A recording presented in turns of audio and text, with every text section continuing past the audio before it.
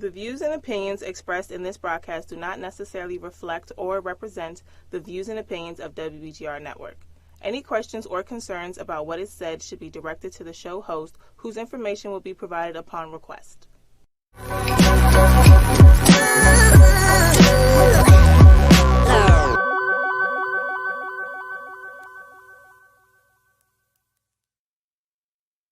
Good morning. Good morning. Welcome to Charlotte Black Morning Coffee and a new perspective. How is everybody doing today? It's good to be back home. I was in Arizona for, a few days, visiting the parents and all that good stuff, and I broadcasted live from there, and that was pretty interesting, right? Trying to work out, getting set up in a studio and all that, well, not in the studio, but in the hotel. And, having all the people all around talking and stuff. It was fine, We made it work. It was fun. Got to visit with a lot of people I hadn't seen in a while. They were like, girl, where you been? We ain't seen you in like 10 years. I'm like, what? It ain't been no 10 years. But it was definitely good to be home and, to connect with, with the folk. And, man, it looked different. I think I talked about that then too, but it looked really different there. And that's expected, right? I mean, I guess.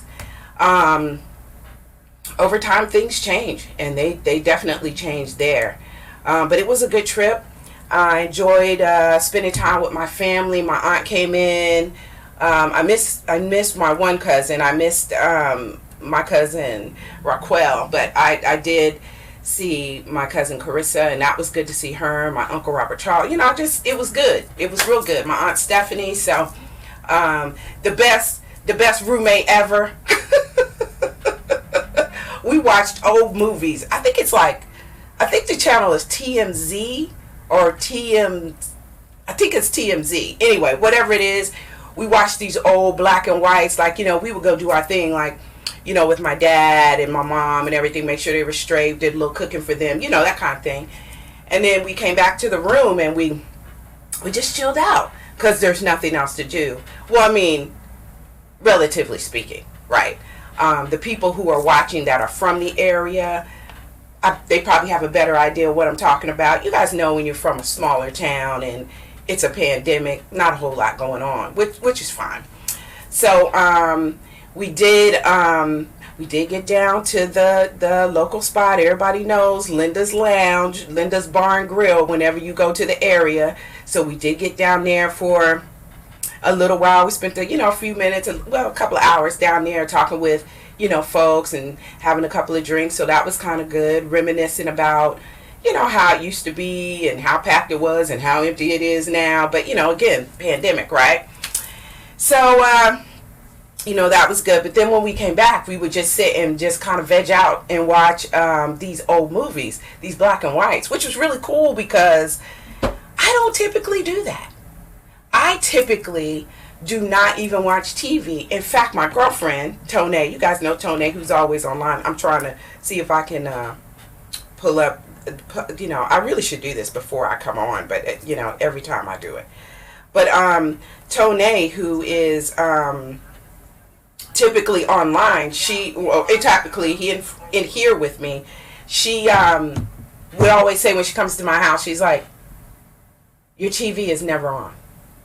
Your TV is never on. And, honestly, she's right. It isn't. It's never on. Because I'm always working, you guys. Like, if I'm not doing, like, my daytime job, then I'm working on, the show, or I'm working on, like, a script or a storyline, or I'm doing, healing, I'm doing Reiki, or, people call me from all over for intuitive reading. So I'm just always doing stuff. And by the time, and then, late at night when you get in bed where you think you have the TV on, right, I'm ready for quiet. I don't want to hear no TV. But either that or I'm doing readings on myself, trying for my own self-improvement. So it's just, that's what it is. But anyway, overall, it was a really great trip, and I enjoyed myself. We got to go down to Bisbee. If you ever get to Arizona, you have to go to Bisbee. I love Bisbee. Like, I didn't really go so much as when I was coming up as in high school or anything like that. And it wasn't really the place to be, but I appreciate it so much more now that I'm, adult and, I'm into crystals and things like that. You can find some really cool things there. And I appreciate art. And they have a lot. It's just a very artistic town. Like, they really embrace creativity, and people who embrace their creativeness, they really support it. And so I just love the little place. So anyway, we got down there, took my aunt sightseeing. We saw the wall. So, we're real close. It's a border town. So we, you can drive like in this big circle. So you go through Bisbee, you come out, and you go back around the other way, and you can actually see, off in the distance, you can kind of see the, the wall that they were constructing, and some of the cranes from the air or whatever. You can see that. It's just a beautiful place, though. It really is a beautiful place. The mountains, oh God, when you grow up there, you don't really appreciate it as much as when you don't have it. So being on the East Coast now, there's a lot of trees and everything, which I love. The water, it's green. But when I go home, I also really appreciate and embrace, the mountain and the things that the desert provides. It's a really cool little spot. So anyway, just want to pay a little homage, to the area. All right, let's see what we're talking about today. So today we're going to talk about being in the process. And I'm going to start that off by talking about my trip home after leaving Arizona, right? So, on my way home, everything went well with the trip, and, packed up, stayed in Tucson, got on a plane, was ready to go, flying, going. Everything was good. Everything was smooth, no real issues. But when I think I connected in Denver, and when I connected in Denver, let me tell you, oh my God. And I'm not trying to call Southwest out, but because stuff happens, right? But we got there, we're sitting on the tarmac, and I'm looking out the window, and I see these guys loading these boxes, right? They're about, they're not that big, probably like this, and they say live plants on them. And it wasn't that there was anything really strange about them or different about them, right? It just, I don't know, it just struck me as odd. So I was watching, out the window, because that's what I do, window seat.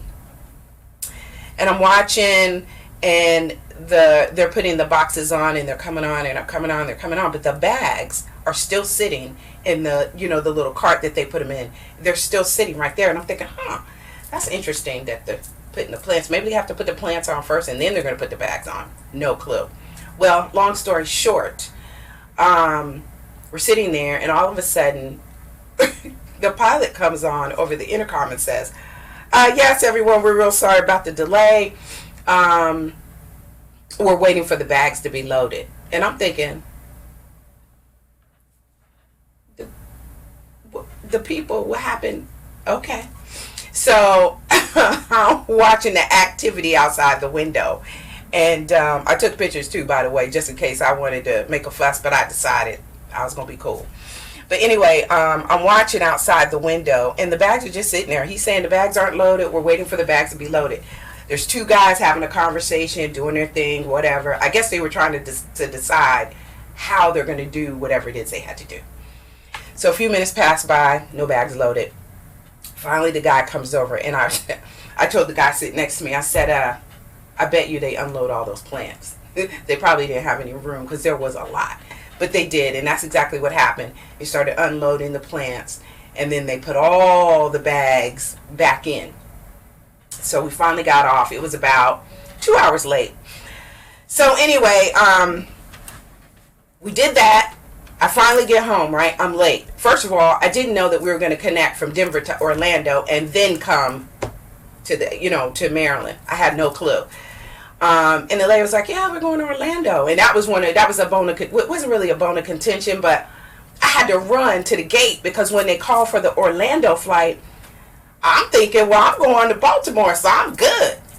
No. I was going to Orlando. So anyway, I ran. I made the gate. It was no big deal. We got through it. I got home. It was late. It was really late. And so I'm standing there and I'm waiting for my bags. Right, you guessed it, no bag. How about I was 38 hot? And I said, you know what? I am not going to give into this energy. I'm going to just be grateful. I got these 2 little bags that I could carry. Because you know when you get on the ground transportation, you got to lift the heavy bags up. And it's crazy, right? Sometimes you find a nice guy who, you know, grabs the bag for you or whatever. But that's not always. So anyway, I get on the tram or the bus or whatever. They take me to my car. I get in there. I get home. By the time I get home, it gets settled. You know what I'm saying? It's like 1:30, almost 2 o'clock in the morning. I still got to work the next morning. I'm like, oh my gosh. So, you know, I did talk to the Southwest, of course, and they told me, yeah, you know, come back. Your bags got left in Orlando. Come back in the morning and get them. And I'm like, they're like, no, we're going to give you a voucher, blah, blah, blah. Come back and get it. Okay, whatever. So I go home, get up the next morning, come back in. Now I'm irritated. I'm not pissed, but I'm irritated, right? Because I'm like, I'm supposed to be, you know, I had to get up a little extra early so I could do a little bit of work because I knew I was going to have to leave at a certain time to go get the bags, which I didn't leave on time because I got caught up, right? Finally, I get to the airport. I promise you this story has a meaning. You know, this is how I do. So finally I get to the airport. When I get there, there's this long ass line. The line was long as hell. And I'm thinking, are you kidding me right now? I'm supposed to be in here, grab the bag, and get out. No haps. So I'm looking at this line. I'm talking to the people in the line. They're from Houston. Their bags, they made it, but their bags didn't make it. That was crazy. So they're trying to get their stuff situated.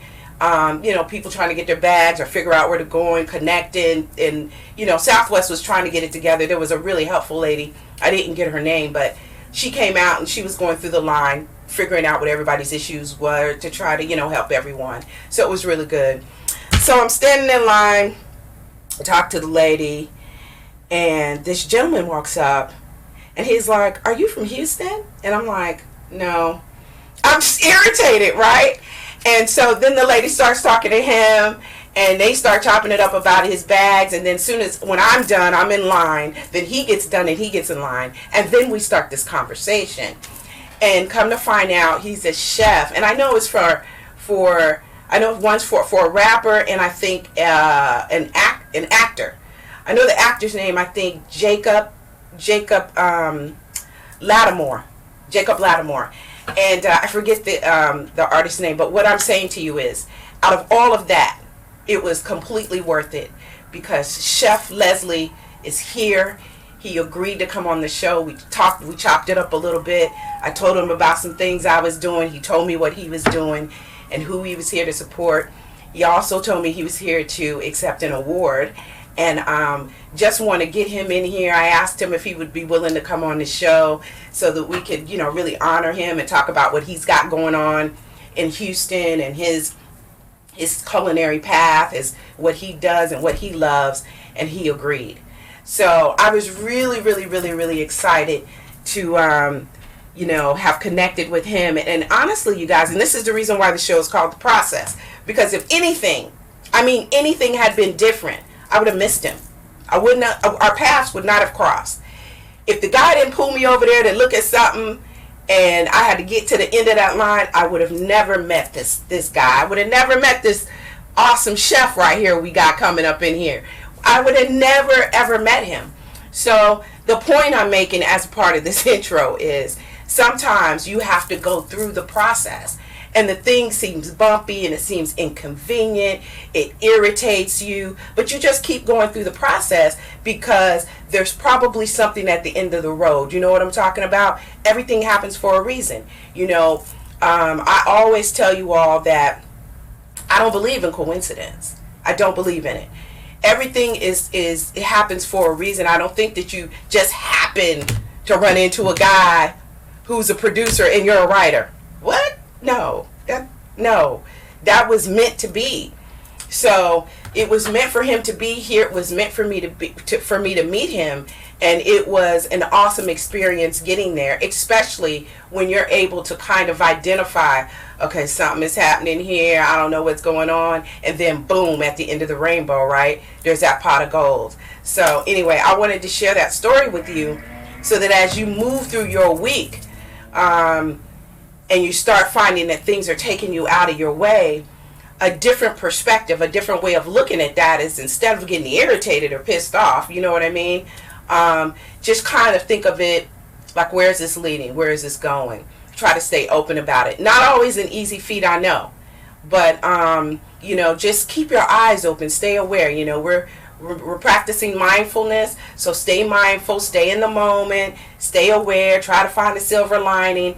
Because typically it's leading you to something, whether it's a lesson or a person or whatever. So that's the intro. And I do have a topic today, but I think I just really want to go and cut to commercial and get Chef LezLi in here and find out about what he's got going on, and really just kind of you know, break bread. Well, not break bread because we're not really eating, but you know what I mean, soul bread. Do some spiritual exchange with him, and just find out what's happening with him. Okay. All right, so I'm not going to keep talking.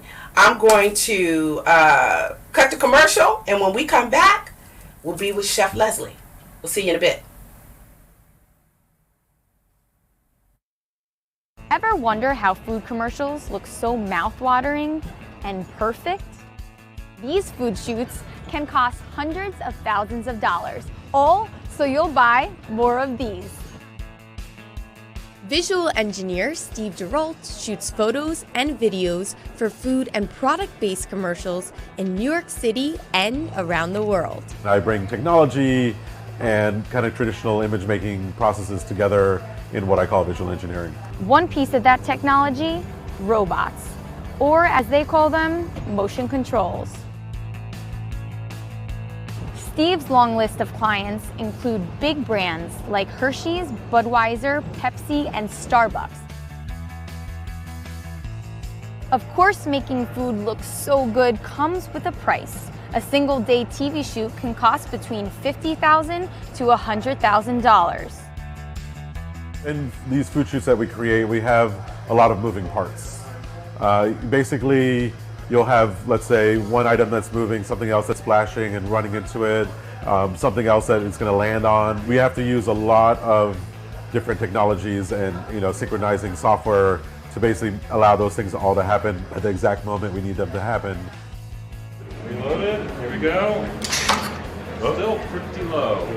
It also takes a symphony of people to make the products look the best they can be. Various stylists, engineers, and operators work together to create the perfect shot. My name is Michelle Gatton, and I am a food stylist. When I get recipes, I read over the recipes, I know what I'm going to be doing, so in the back of my head I start thinking about like how I'd like to do it. It could change once we get on set with the different props. What the art director wants could change, but I start trying to create the recipe in my head because I'm only making it for pretty much the first time on set.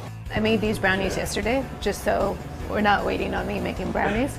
And to make them look like I just made them, just warmed up the chocolate with a heat gun, and I'm adding a little bit of melted chocolate to the cut side.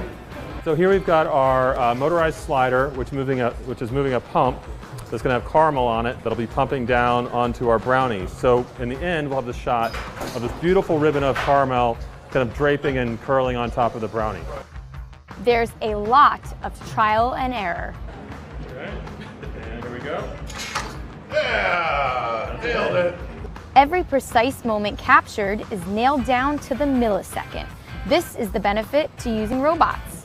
Human hands are also used on commercials when timing is not a crucial factor. We put a lot of effort into these visuals. It's really cool to see your vision kind of come to life and be spread with the world. I think you have to have a really great understanding of what is appetizing. Everybody speaks the language of food.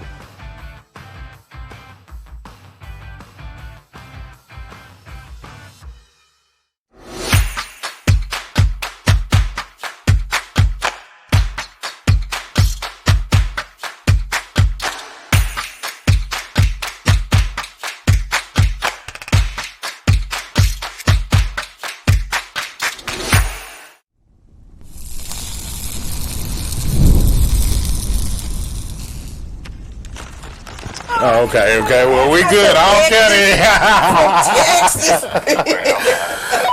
No, I got a few exes up north. I lived in New York for a few years. Hey guys, welcome back. Me and Chef LezLi up in here just chopping it up, having a good time. So tell me about your exes. Just kidding. I'm just kidding. I'm playing. No private joking. Just joking.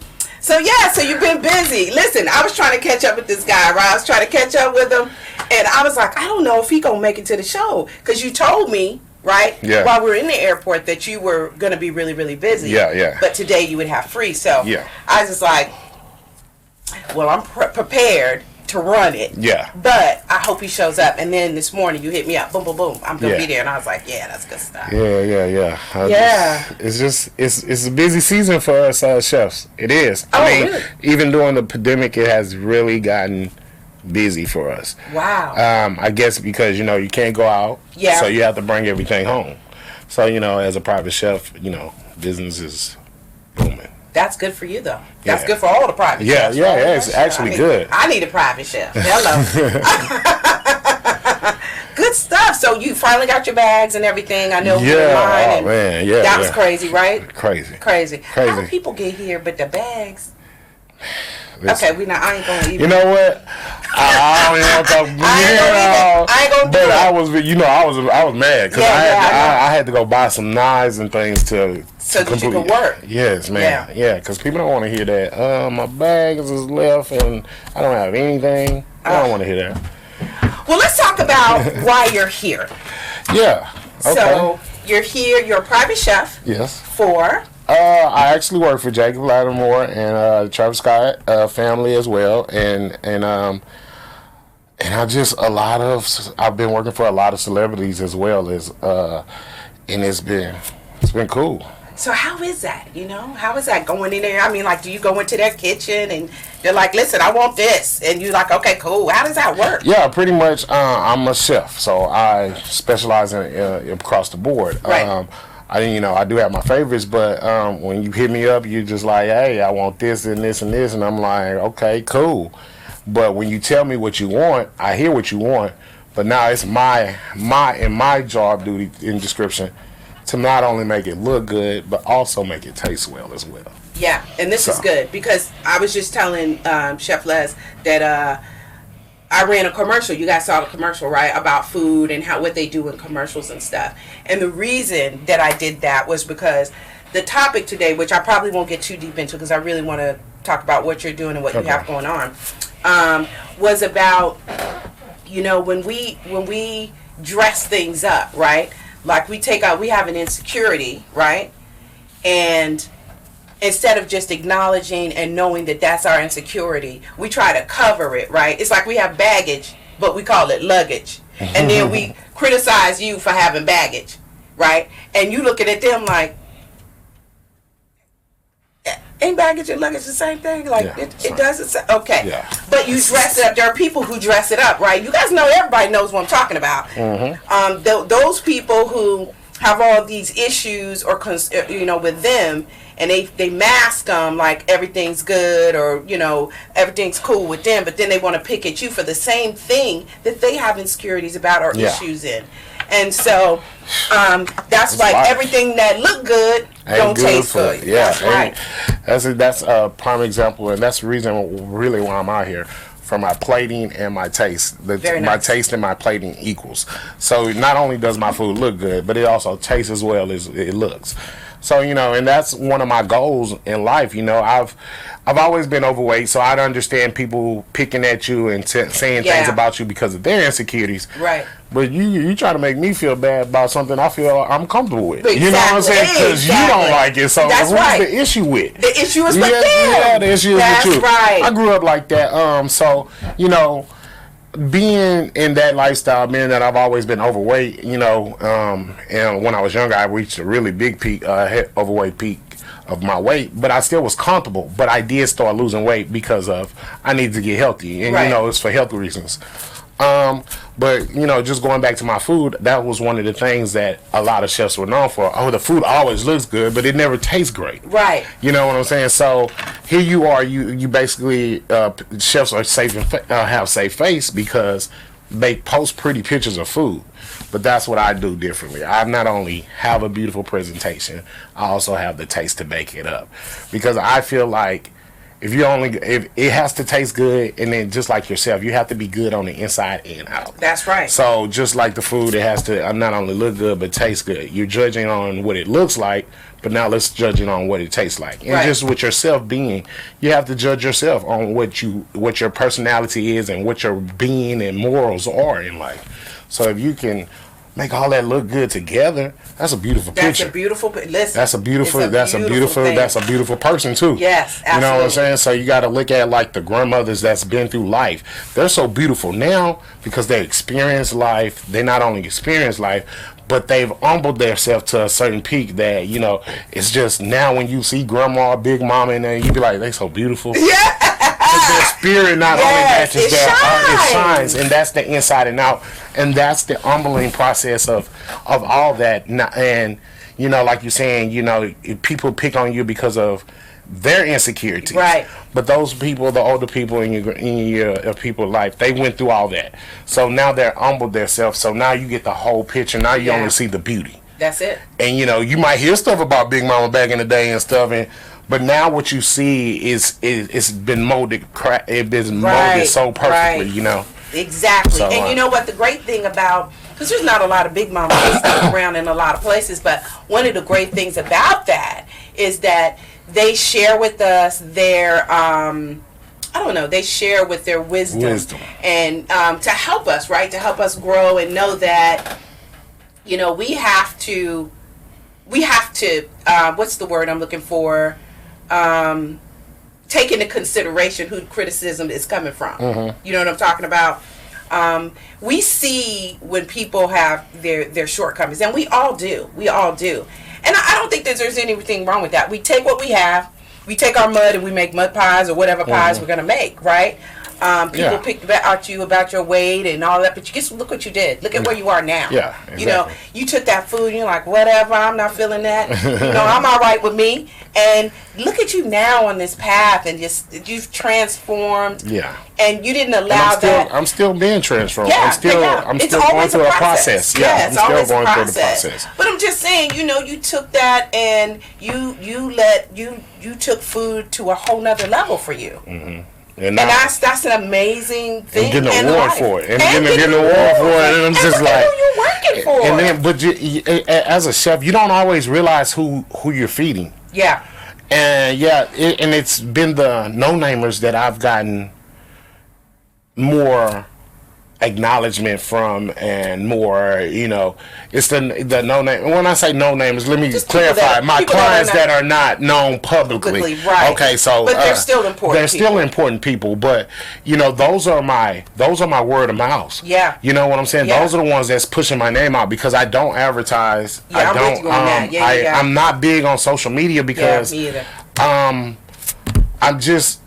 more word of mouth. And when I went into this, it was by accident, you know. In real talk, I actually did. I understand that. I quit a good career.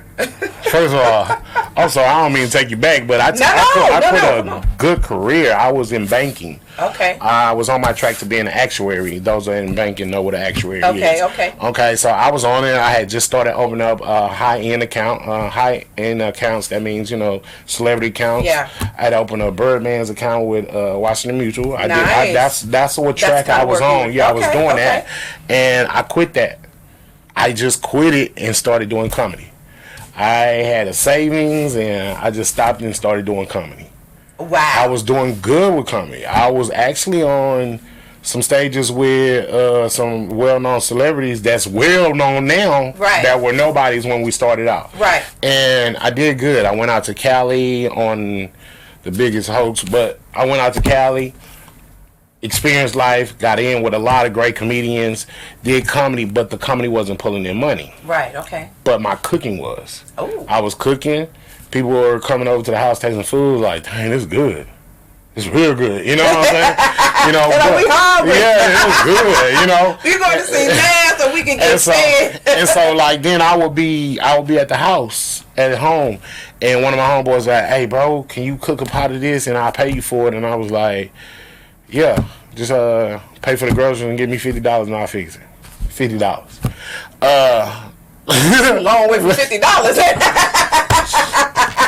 $50, I'll be like, nah, I'm good. But nah, and that's what it was. Then I got a little cooking kit, no license, no nothing.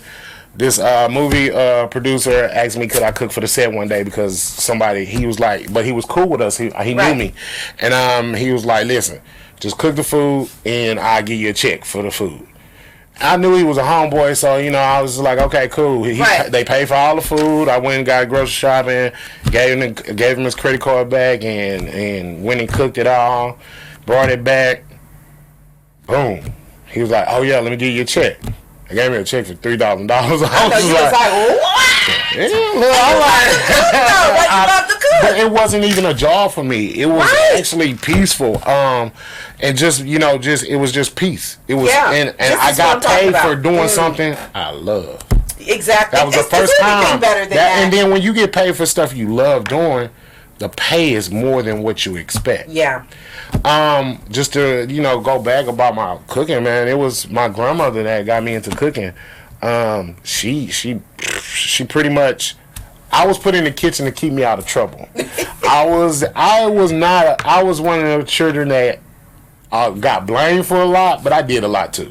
I got blamed a lot, but I did a lot. I wasn't really bothered, but my granny called me her honey. She would, have me come in the kitchen, different stuff. Like the first thing I actually do remember cooking was banana pudding from scratch. Oh my God! So if you know anything about banana pudding, you gotta sit there and stir. Well, it's 12 minutes to you now was like 30 to 45 minutes back in the day. Stirring, yeah, but I mean, it was the experience. And then after that, it was come in here and help me cook this meatloaf. Come in here and help me cook this roast. Right. Come in here and help me. It was to keep me out of trouble, but she was molding me. Yeah, she was putting you on your path, really. And neither one of us even knew it. Yeah. Neither one of us knew. That's how when I talk to you guys about like things happening divinely, right? That's what I'm talking about. Mm-hmm. Like we are already on the path, and a lot of times we resist. Like me, I wasn't meant to be a cook, right? I was not meant to be a chef. But I understand it because my father, everybody loves my father's gumbo, right? Louisiana, he makes his roux, and everybody loves it. Everybody. He tried to show me, ain't nobody have time for that. I'm trying to get outside in the sunlight with the people and go have me a good time. Nobody trying to learn that. But now, as an adult, I'm like, dang. But I mean, I still picked up some things. But that's an amazing, amazing thing. And so and my granny. My granny she molded me, and we neither one of us knew what we were doing. Right. And then it became I wanted to go in the kitchen and help her. Yeah. Versus going in there messing with my cousins, I'd rather go in the kitchen and help. Yeah. And so, it became relaxation. Yeah. It became a meditation. It became a place for me, my sanctuary. And believe it or not, when I get frustrated and stuff, I'm in the kitchen. Yeah. I'm over the stove. Yeah, it relaxes me too. I'm doing something. Yeah. And it's the smells, it's the textures, it's all that. All that combined is my aromatherapy. You know what I'm saying? Some people need oils to burn. I need to put some spices together, some herbs together, and see what I can create. Right. So my whole life has just been combining foods with my heritage and also 5-star restaurants. Taking their meals and making it something that you would eat, that you would see and you'd be like, oh, I tasted it and it didn't have any seasoning. Now when you come to Chef LezLi, it not only looks good, but it tastes damn good. It's like a fusion, right? It's like a fusion. So your background, did you say Dominican, African American, and Creole. So those are all heavy herbs and spices, and we use seasonings to make our food sing. Yeah. And and if you know love that, make the food sing. You gotta make it sing. Because when you put it in your mouth, you're supposed to. that music it come in. You're supposed to experience you're supposed to enjoy that. That comes in. Exactly. That song comes in your mouth. Yeah, like when we were little, right? And we would eat. Yeah. And you'd be like, yeah. I can't wait to get to Granny House, because when you got to Granny House, you up there. You get it. And guess what? You started you started singing. That was a song. It was the notes. The notes was in the food. You just put it in your mouth. You just put it in a tape player and it started playing. It was done. It was done. And if you can't do that with my food, I feel that's what I want you to do. I want you to see the music and be like, okay, I don't know how to read music, but you just started playing by taste. Now you playing by taste. So that's it. That's what food should do to you. And that's what I make sure my food does to everyone that tastes it. If I don't see some kind of motion that lets me know that song is registering, I know I need to do something better. So but I mean, I'm making a lot of people sing. You're picking up an award, So, hey, as far as I'm concerned, you're making a lot of songs out. You're making a lot of music out there. Yeah. But that's really an incredible story, and it's just very cool the way that things unfold, and the way that they unfolded for you. Yeah. Now, what is it like, working with, being a private chef for to be seen, not heard. To be seen, not heard. You're the fly on the wall. Wow. Yeah, hey. But at the end of the day, you get your reward. You know what I'm saying? By watching them taste. But other than that, if it's just me, I'm just a fly on the wall. But if I'm in the kitchen, which pretty much, if they've had me cook before, they're now in the kitchen like, what's that? I was getting ready to ask you that. Did they ever come in and, let me touch the bowl? You know how this little one touch the bowl. Oh, man, please. They're on the side of me. Some of them, I'm in there like this, and I'm like, oh, my bad. I didn't know you were right there. Can I taste that? I was like, yeah, let me finish cooking it. You can taste it. But it's just... It's cool. I mean, I get to meet different people. Yeah. I get to see how people... My job causes me to see how people live. Yes. So I go in on another aspect. Mine's is, okay, you're here. Mm-hmm. Now you're in their kitchen. You're in their home, and you're in the heart of the home. Right. So you get to see everything. You get to see the kids, how they act, but you take that all in, and that's experience. And I try to, and I look at it's funny because I can look at a kid, and when they see me come in and they're like, "What's that?" I know that kid is a picky eater. Right. You know what I'm saying? Okay. See, so now I'm just so what I'm doing is I'm learning. I'm learning who I'm cooking for. You're learning from the environment. And so now I'm looking, and the husband might come in and be like, okay, it smells a little good in here. I know he's the one that eats anything. Right. So pleasing him is not going to be hard. Who I need to please is the kid and the mom and the sister, because they're picky. Right. Now that's interesting, because I never even thought about that. When they're like, that's that. I mean, like, I have picky eaters in my family too, right? I love you, auntie. My auntie real picky. She real picky. It's the energy they give you. And you just, but that's just, she's just certain but things. She's normal to you. Yeah, it's normal to me. It's like she just likes certain stuff and certain things she doesn't. She doesn't really eat a whole lot of different kind of stuff like that. She tries stuff. Yeah. So, but I think that it's cool that I would have never said, I would have, and I'm pretty observant, right? But I'm just saying, for you to pick up on a nose being turned up is, you didn't take that as, but you coming in here turning your nose up, and you ain't even tasting food, that would be me. Yeah. But for you were able to really, transmute that energy and interpret it as, oh, okay, so we need to make sure we do things a certain way because they have certain taste buds. And that is very cool, because most people don't do that. That starts me prowling. That now my customer service kick in. Okay. There's a whole business going on. Right. That whole business. So now my customer service is, okay, let me see what this customer like. So, little man, what you like to eat? You know what I'm saying? Yeah. He be like, oh, I just really like pizza, burgers. I'm like, okay, he basic. Yeah. He's a basic person, but he don't like to go outside the basics. So then you be like, so what foods do you like besides, oh, well, I like the way my mom fix fish. Okay, what your mom put on the fish? I'm getting to understand what his taste. I'm getting to understand what he might seek out and taste. Okay. So now I'm like, oh, okay, cool. Okay, oh, you like your mama catfish? You like how she fried? Yeah. Okay, that's not really outside the box, but to him, it's outside the box. Right. So now I'm like, okay, we can give us seafood in here. I'm like, okay, cool, man. If I'm cooking shrimp, I'll be like, hey, well, taste this shrimp. Tell me what you like about it or don't like about it. And so now they're like, oh, he wants to please my taste buds. And you're involving them in the process, which makes them a part of it. Now they're not turning up their nose. Now they just they're not resisting. They're like, open. okay, well, let me tell you. And then they do something like this.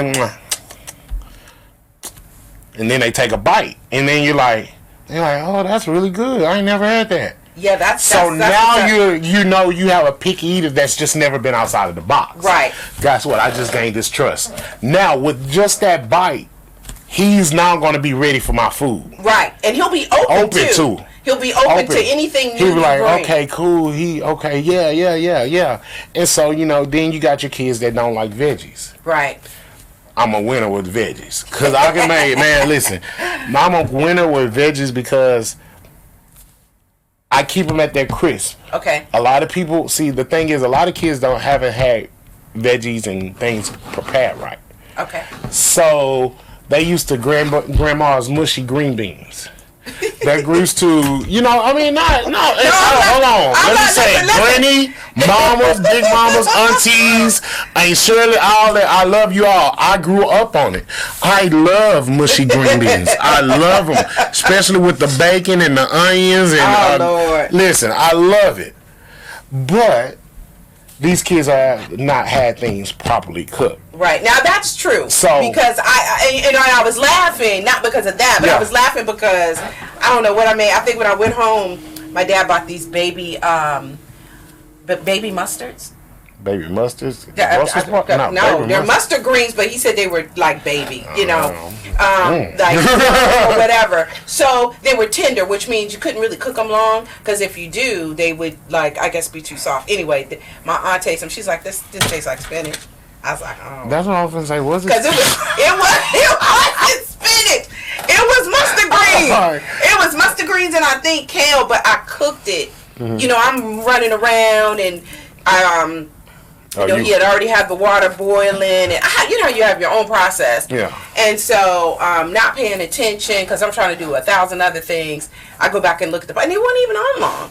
It was like, they were good, but they just were too softer than I would like, and that's the reason why I was like, laughing about that. But you're saying that kids are not used to having crispy vegetables because they're not prepared correctly. Yeah, and it's just all in flavoring and seasoning and herbs. That is very true. And when you season things right, like asparagus, I do a roasted garlic asparagus. Oh my God! And I put it on there and I saute. And the thing about some veggies, you can't over season.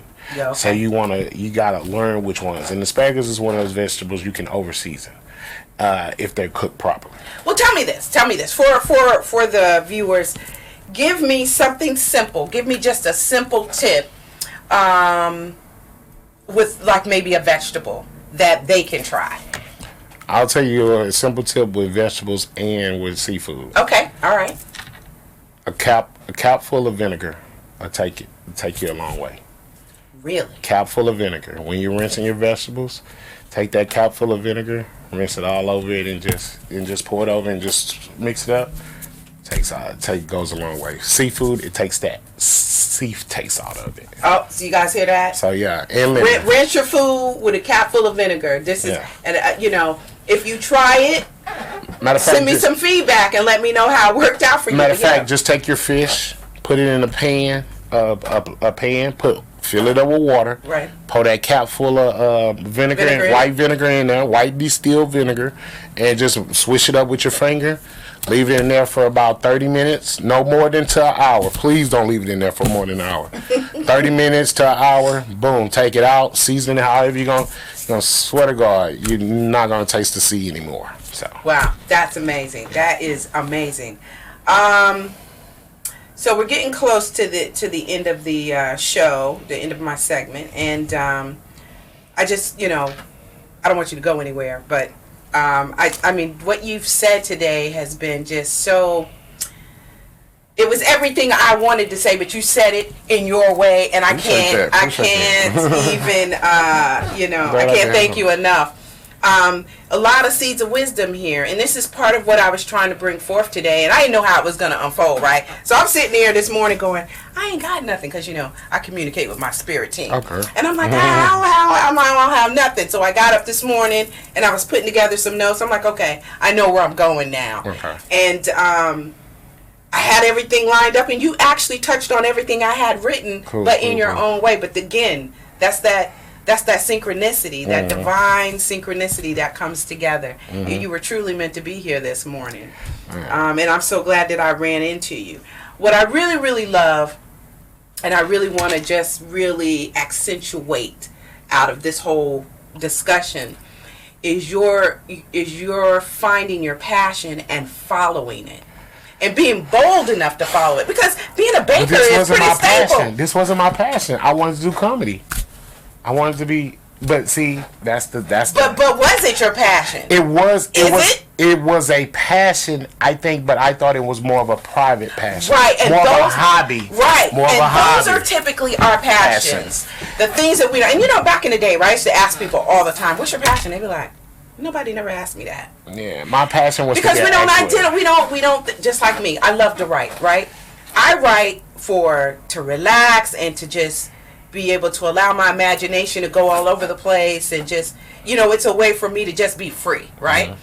And until someone actually challenged me to write a script, I wrote it and sent it, and then they made this big deal. I also want a reward, right?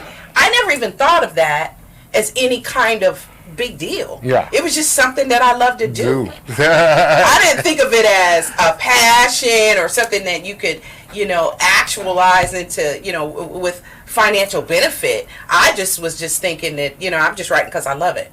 So, and that's what you've done with the cooking. The thing that brings you joy, that makes you feel good, that makes you feel relaxed. It's meditative, right? But when you love what you do, my God. Oh my God. It's when you love what you do, and that's when that was that aha moment. That aha moment was when I got that check. That my aha moment was when he asked me, he was like, "I know this was a hard time for you." In my head, it was like, "Man, nah, it was cool. I enjoyed it. Appreciate you." Not knowing the financial reward was what the financial reward was going to be. Right. And that's when you develop a passion. Your hobby is really your passion. Your hobby is what you seek into when you say, "I'm going home with those Lego people, yeah. those gamers, yeah. Those when you go home and that's what you relax doing. That's your passion. Absolutely. And you don't even know it because you got it as a hobby in your mind. Because your thing is, this is my hobby because it's free for me. Right. But that's what you enjoy doing. Exactly. And that's what I enjoy doing. And I think my friends saw that and taste that, oh, he loves this. Yeah. Because when I cook and everything, it became, like I said, it became my passion. I realized it was my passion because I enjoyed doing it. And then it had a financial benefit. And so now, and now you're like, whoa. Exactly. And that's when, you had that ding. You be like, God, you got a funny sense of humor. Oh my God. Boy, you done did that. Okay, this is what I'm supposed to be doing. Yeah, but you know what the thing was, right? You were in this stable position, right? Most people would think of, when you're in banking or something, those type of positions are very stable positions. It took a leap of faith to say, you know what? This is cool. Yeah. But I know this is not, I'm not feeling this. I can do it. Because I'm not going to say for you. Yeah, I'm listening. But you know what I'm saying? Like, you're in it. And the thing that makes you want to do something else typically is like, I could do it. It's cool. But I feel like something's missing. Like, I could do more. Yeah. Right? That's how you feel. And the thing was with the cooking was, it was because comedy wasn't paying. Right. I just said, okay, I'll cook because it's bringing in more money. But let me tell you what comedy was. Comedy was a bridge for you, right? That's what it was. It was the bridge. It was the catalyst for the change from here to here. And then it was the bridge from here to here because you weren't making enough money at it. Your comedy was your bridge. That is significant for you. I think. And I because you can use it still. Yeah. And you can still use it. I still use it. I'm very comical in the kitchen when people are in there. Yeah. I'm a people's person from, all that. I can have a conversation with you. I can talk to you while I'm cooking. And then that's the beauty of your passion, because you can do your passion with ease. Yes. Your passion is ease. And you make other people comfortable. And that's what what comics do, right? Comedians, that's what they do. Mm-hmm. They make people comfortable. And just another bridge, food. Yeah. I picked up a habit, picked up a habit. But my thing was, my habit started interfering with my passion. So here goes the message. Here goes the point. So my thing was, okay, I have a habit, but the way I was raised is, you need to make your habit beneficial for you. Right. You need to make these habits a trial and tribulation to go through and stepping stones. So how can you use this as a growth? So you can get to a better place. So to get to a better place. And I was talking to a friend, and he was like, "Have you ever cooked with weed before?" I was like, "Yeah, I made some edibles." He was like, "Nah, cook." I'm like, "Nah." He was like, "Bro, you have so much weed. Why won't you try to figure out?" And I was like, "Hey, point. Maybe if I can get weed involved in my food,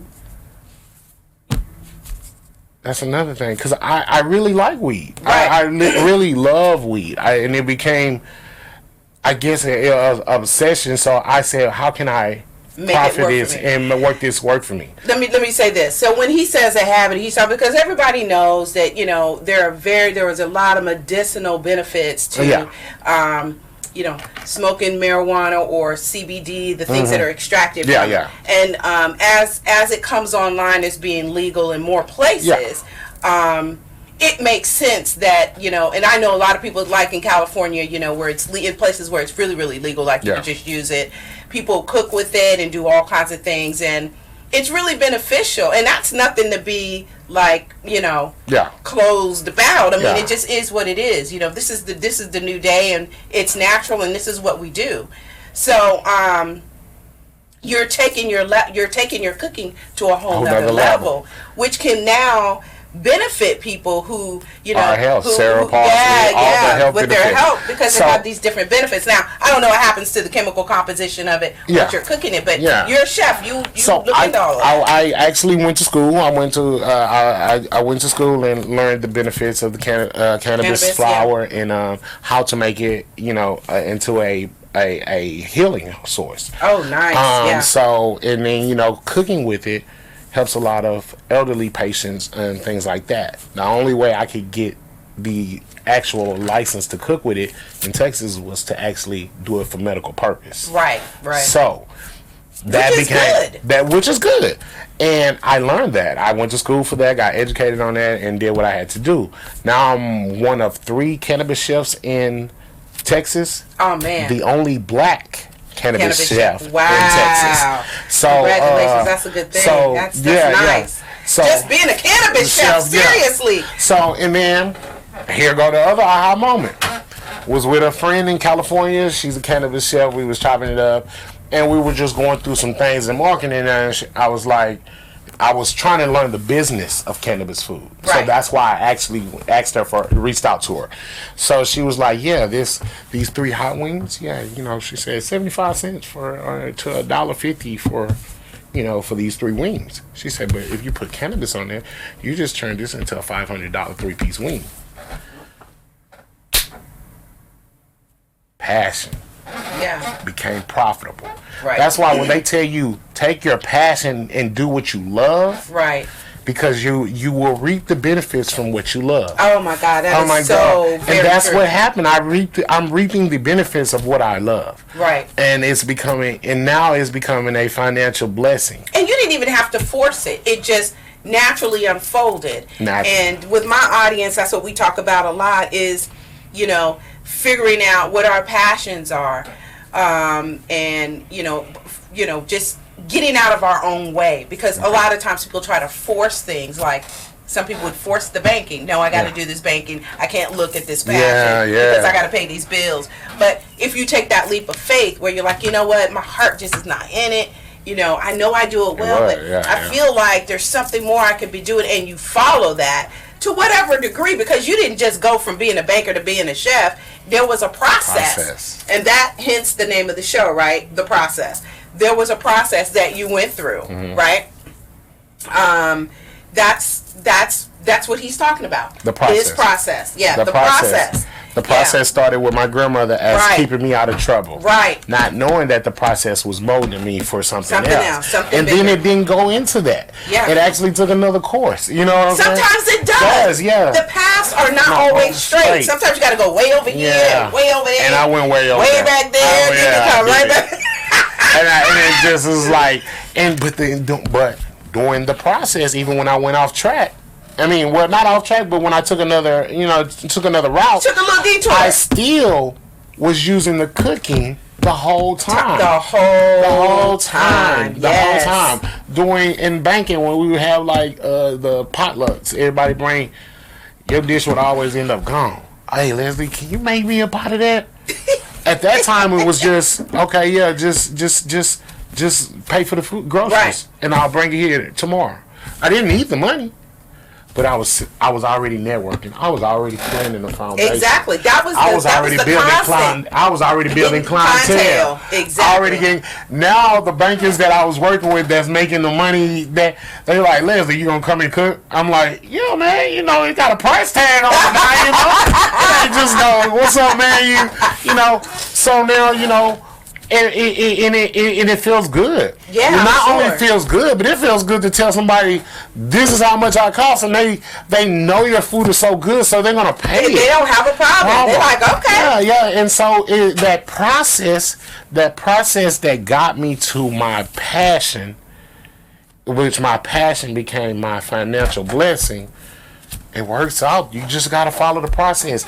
And the process the process is not a straight and narrow path. Not always. No, it's not that way. And if it works out for you, God bless you. Right. You know what I'm saying? Typically, it doesn't. You have to go all the way around. You have to go around until you get there. But what my dad and my mom told me is, you take that lesson from each one of those issues, problems, some trials, every experience. You take it and build on it. You use it as a stepping stone to get to the next spot. Okay, I can't do this. You close this door because, let me use this door to step up over you now. And that it's just the process. And it's how you. Is it the right way to say attack your process or to go through your process? However you feel it is to go through your process, you have to use those other experiences as a stepping stone to get to where you're going. Yeah. Because when I started, when it did start, when I said, okay, I'm going to do this cooking, I didn't start at a price that people said I should start at. Okay. A lot of people was like, hey, you jumping off on the deep end, man, I'm like, yeah, but I know what I can do. Right. You get what I'm saying? You have to do what's comfortable for you. You already knew, the value of what you had. Wait, let me say this. I did do apprenticeship. I did not just become a chef either. Okay. I didn't just wake up and say, hey, I'm Chef LezLi. No, I did my apprenticeship. I went through the process. I learned different skill sets from different restaurant owners, and I didn't go to franchises. I went to mom and pop shops. Nice. And learned the actual background of it. Right. I did it in the U.S. I did it. It's an actual program. Hit me up on my in social media and I connect you. But it's a process that you go through. You get your apprenticeship. These people respect you because they actually are the cream of the crop of their craft. Right. So when I went to sushi, I went to the best sushi master to learn how to do sushi. Oh, nice. Okay, and when I learned how to do pastries, I went to a pastry chef who was well known in Vegas. You know what I'm saying? So I went to these people and worked for free and developed my sources. So, and I always tell people, like when I started, with my Reiki practice, right? I was telling people, a lot of times I just do Reiki for free, because what happens is sometimes you have to give back. Just so that you can learn your process, right? And sometimes you never know who you're giving to. And when I'm led to do it, that's when I do it. I mean, obviously, now there's some things where you give back and you say, okay, well, let me just do this for you. But you just never know, you know, when you're starting to build, you never know who knows who. And before you know it, you've got this thing that has come out of somebody you just was like trying to help out, and then they went and told so and so, and then before you know it, boom, your financial blessing. So again, and that's a big. Now you brought something for me. Oh yeah. It's right here. Oh yeah. Okay, yeah. So within my passion, yes, I learned how to make different things and create different things, such as cannabis oils, cannabis. I do it across the board. Yeah. I'm trying, because this can go so many ways. Okay. Well, let's talk about what you do. But anyways, I brought you some cannabis sugar that I made. Okay. It's a very small bottle, but it goes a long way. Okay. So, half of this spoon for your coffee is 40 milligrams of THC. Wow. A whole spoon is 200, just to let you know. So you want to watch out what you do with this, okay? So if you're a coffee drinker and you like to be relaxed, this is great for you. If you want to put it in your pancake batter, you want to put it in your cornbread, okay, this is what you got right here. It doesn't take a lot to get what your results are. Okay. So, very nice. Thank you so much. So, I'm not much of a cannabis consumer. However, I have a lot of people who visit, and they are, you know, just kind of the nature of my work. But if y'all having tea or whatever, just But this give is them, cool. This is cool. This is very cool. Look, cannabis sugar, y'all. Listen, it has absolutely been a pleasure.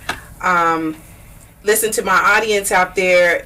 This is a call to your journey. Yes. I mean, we've listened to Chef LezLi's path, his journey, and how he got to where he is now, and it's a testament to really evaluate where you are. Are you happy where you are? You know, look. What is your passion? Are you following it? Do you want to follow it? You know what I mean? Sometimes we get stuck and stagnant, and that's a call. That would be a call. That would be a call to search deeper. And on our other topic of insecurities, listen, don't spend so much time trying to hide your insecurities or pick at other people because of your insecurities. Yeah. Use that energy, right, to turn it back around on yourself, to go inward, to discover your passions and discover your natural gifts, and see what you can do. You know, we all have shortcomings, right? We all do. But you can take those things and make them work for you. But you first have to look at them and embrace them. And that is what this is about. You have to embrace them. You have to embrace them. So for our mindfulness moment this week, we're going to do identify one insecurity and unmask it. Try to understand where it began and how you can use it to help you grow. Listen, it's been a great show. I'm so happy to have had Chef LezLi here. When I do repost the show, which I will repost it, I will also include your information. We didn't get a chance to get it up on the screen, but I'll make sure that it's reposted. And of course, you guys can always reach out to me directly, and I can, make sure that you have a link, or you have a link for your actually, you could just find them on all the media. All my social media is at LezLi the Chef. At LezLi the Chef. At LezLi the Chef. There it is. Yeah, LezLi. You can find them at LezLi the Chef. TikTok, Facebook, Snapchat, Twitter, all of it. Yes. Yeah. And listen, I don't have a lot of followers, so hey. Well, I'm gonna follow you. Yeah, it is. I mean, but I'm not a big social media person. Neither am I. But I do check my messages. I do check on all platforms. I do check messages, and I just hired on my little niece to start posting pictures more. Yeah, and I was going to ask you that. You should post. You post some pictures. I know, and you know what? I've been taking pictures since I've been here, and I ain't posted one. Oh, you got to post on Pinterest too, because that's where I go to find my recipes, ideas, because I love to cook too. So my cookbook is coming out. Oh, nice. I got a cookbook. I forgot about that. I got a lot going. I got a cookbook coming out. I got herbs and spices coming out. I have a whole cannabis spice line that's coming out. Oh, nice. Definitely. Yeah, and you're one of the second people to get some of the spices. Look at that. Sugar. Hey, it's gonna be good, everybody. I have a lot going on in 2021 and 2022. I'm gonna be hosting my first world dinner in Dominican Republic. Oh gosh! Could you please? Yes. Is it gonna be? Is it? Oh my God! So yeah, man. 2022 is. I'm already planning for 2022. You know. Oh man, so, that's gonna be nice. Yes, it's gonna be a whole dinner in the Dominican Republic. Punta Cana. Yeah. Punta Cana, Dominican Republic. I'm going to be hosting a big dinner. Ooh. Hopefully, COVID is over. Yeah, I'm over, so it can be even bigger and better, and people. Oh God, I would love. Now, is that open or is it private? It's open to all who follow me and who wants to come. Oh well, listen, put me on the list, child. It's gonna be all blue dinner. Oh. The dish is gonna be blue. The dish is gonna be everything's gonna be blue. I'm gonna have to tell you about that, but okay. Yeah, but anyways, 22. Hey, I got a cookbook, spices, cannabis spices, and a food tour that's coming out. So I'm just look ready. at you. Yeah. I heard that. Listen, congratulations to you on the award. Thank Wish you the very best of luck. You definitely have to come back and visit us again. Yeah. Oh. The award is through the National Black Chef Association. He told me to say it's through the National Black Chef Association. So yes. Look it up. Look up Chef LezLi. Yeah. Follow him. Support this brother. He's doing great things. He's gonna go big places. I can see it already. Man, so we just celebrate you and honor you on your path and just thank God for you. It's just an amazing thing to see. You very much. Very good example. It's just good to be a leading one of the leading role models in our community. Wow. Yeah. To inspire people. This is what we don't think about it like that. Yeah, you don't think about it. Yeah. It's somebody watching. All the people around you, somebody's watching, and you're inspiring them. Yeah. Like, damn, you know what I need to just do. And so it's good. It's not even about cooking. It's just about following the process. That's it. Somebody's watching and like, okay, he followed the process. Right. And to follow the process, like you said, you got to jump out. You gotta jump out your comfort zone. You gotta jump out your comfort zone. Your comfort zone is your worst enemy. Yeah, absolutely. Yeah, it builds up fear. It builds up insecurities. Comfort builds up so many, bad traits that you got to get out of it. Absolutely. And I think I'm not going to never, but I know I've heard something about a comfort man needs to presume to the next level. Yeah. Yeah, because if not, yeah, you're never going to gain anything in life. Absolutely. Yeah. Listen, everybody, it's been a great show. Thank you so much for tuning in. I know that there are 1,000 other things that you could be doing with your time, so I appreciate you sitting down and stopping by and tuning in and all of that stuff with us today. So God bless you. Love and light, miracles and blessings, and have a fantastic week. And we will see you next Saturday. All right.